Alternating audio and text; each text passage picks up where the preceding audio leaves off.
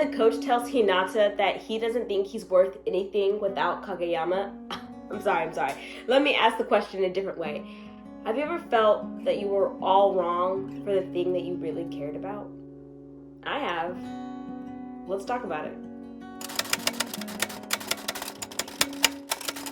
I love when an anime stops me. And I mean like pause, rewind, that did not just happen, we need to take a moment here. One of those moments for me is when Hinata steps out in front of Pain when Naruto is absolutely being defeated. The moment when she comes out and she's standing tall, looking back at Naruto, looking at Pain. I remember pausing the whole entire thing. I remember being like, no way, this is actually happening. I think of this moment like quite literally on the daily. It never leaves me. These moments, I believe that we, as anime fans, crave. We love these moments. We want more. They put us at the edge of our seats. They drive us. They inspire us. These are the moments that we don't ever want to forget. However, there are these other moments in anime that I honestly feel are sometimes harder to bear. Meaning they're a little bit more raw, they're a little bit more vulnerable, they're a little bit more honest. There are these moments in anime that honestly makes us question ourselves. It asks us where we are with ourselves, where we are with our desires, our wants, how we handle the situation. And I feel like they're just as important, just as impactful as the ones that leave us at the edge of our seats versus the ones that leave us a little bit more questioning, a little bit less more thoughtful, a little bit more introspective. Honestly, I think the reason why we shine over them is because they leave us a little bit more awkward. They make us feel a little cringy, a little gross inside, a little bit too vulnerable than we wanted when we engaged in the anime. Another one of those moments for me is actually in Spirited Away. This moment gets me every single time. I just can't get over how vulnerable it is, how she just starts weeping, how it all just becomes too much. This scene made me realize how much of my childhood felt like such a heavy weight to bear at times. See? Awkward, painful, raw, honest. And for me, Haikyuu has 3 distinct moments that I feel are these same impactful, raw, honest, relatable moments that we have in our very own lives that I honestly just want to share with you. Is that okay? I hope that's okay. People aren't going to remember this moment really, and honestly, I only remember because it meant so much to my friend. Kurasuno is playing a team that I can't even remember the name of. I'm just going to pop it up on the screen. This team was nonchalant about how they played. They laughed off that they missed practice. Despite having people in their lives that actually believed in them, they still didn't take the game too seriously. And since they didn't take it seriously and went up against a team who takes it very seriously, they lost. Losing sucks, but I can't decide if losing sucks more if you worked really hard and you lost, or if it sucks more when you do the bare minimum and you still lose.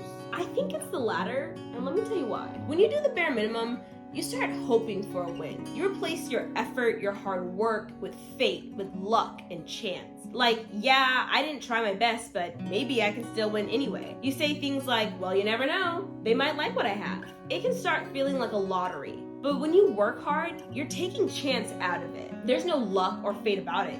You are replacing it with something tangible.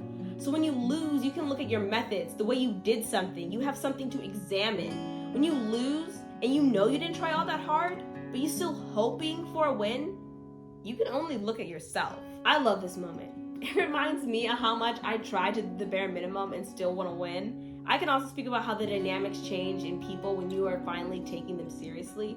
Or even when you're losing and it makes you feel like a loser, so you immediately let the coming defeat drain your efforts.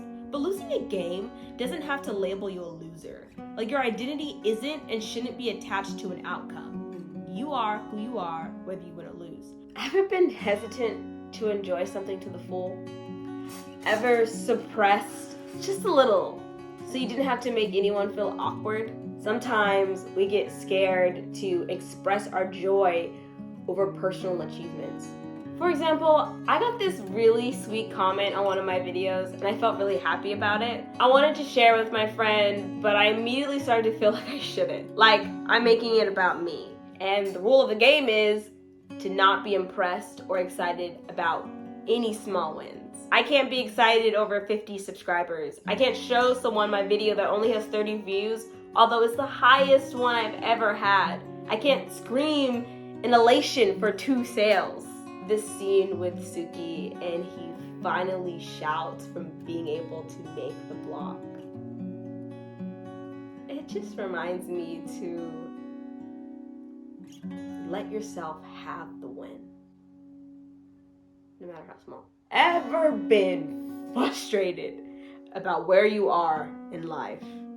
Like where you are in your talents, where you are in whatever you're trying to do. You're just so damn frustrated and tired of being where you are, and you just so bad want to be at that next level. This can be so painful to experience. It drives you into endless corners and various paths. You ask so many questions. What can I fix? Where can I go? Who can help me? Do I need this? Do I need that? Maybe I need to do this. What can I do to push? It can be so hard being average, longing to be great. And this scene really pulls out all of those emotions for me, especially this week. I really want my channel to be great, not good, not okay, not fine, great. But I don't know how to do that. People always say post consistently, make more interesting videos and stuff, but I just don't seem to be growing as fast as I had hoped. And I don't know why. And I can only control the content I put out. I can't control subscribers or views or comments, just the content. But just like Hinata, what do I have to do to be noticed? I want to be good, and I want to be noticed so I can go even further in this.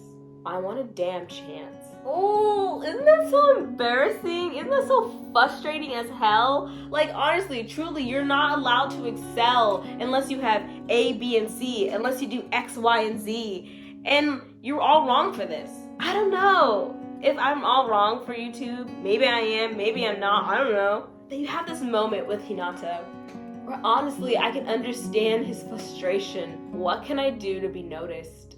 I like this.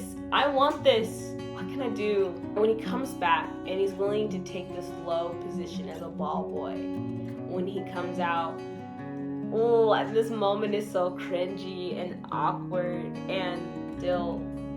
It's a moment, these moments in anime that, at least for me,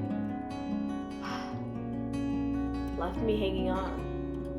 Haikyuu has a ton of moments that leave you laughing and shouting and thinking. It's one of my favorite animes, and I'm so thankful that I was able to share just a few of my favorite moments that honestly left me a little bit more raw, a little bit more vulnerable, a little bit more me.